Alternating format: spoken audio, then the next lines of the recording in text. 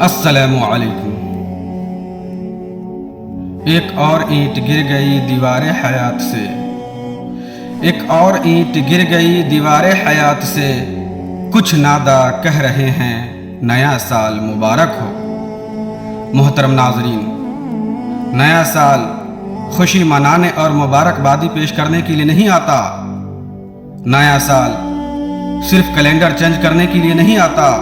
نیا سال اللہ اور اس کے رسول کی نافرمانی کرنے کے لیے نہیں آتا۔ نیا سال بلکہ آخرت کی تیاری کے لیے آتا ہے۔ نیا سال رزق حلال تلاش کرنے کے ساتھ ساتھ اللہ کی عبادت و ریاضت کے لیے آتا ہے۔ نیا سال اپنے گناہوں سے معافی مانگ کر رب کو راضی کرنے کے لیے آتا ہے۔ لیکن جو شخص نیا سال آنے کے بعد بھی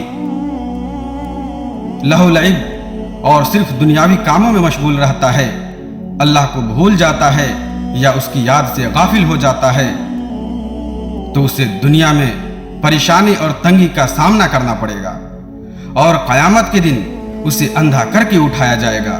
اللہ تبارک و تعالی فرماتا ہے وَمَنْ أَعْرَضَ عَنْ ذِكْرِي فَإِنَّ لَهُ مَعِيشَةً ضَنْكًا وَنَحْشُرُهُ يَوْمَ الْقِيَامَةِ أَعْمَى قال ربی لما حشرتنی اعمی وقد کنت بصیرا۔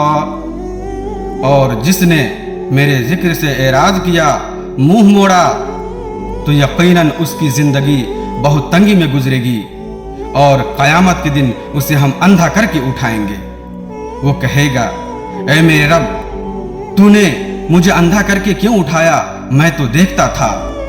اللہ فرمائے گا کہ اسی طرح تمہارے پاس ہماری آیتیں آئی تھی، علماء کرام جمعہ کے خطبوں کے ذریعے سے، جلسوں پروگرام کے ذریعے سے، سوشل میڈیا کے ذریعے سے تم تک قرآن و حدیث کی باتیں پہنچائی تھی، لیکن تو نے اسے فراموش کر دیا، بھلا دیا۔ جس طرح سے تو نے ہماری نشانیوں کو دنیا میں بھلا دیا، آج اسی طرح تم بھلا دیے جاؤ گے۔ محترم ناظرین، ہماری زندگی سے آلریڈی 1 سال گزر گیا۔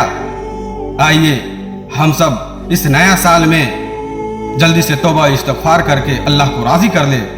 ہمیں کیا پتا کہ یہ سال ہماری زندگی کا آخری سال ہو۔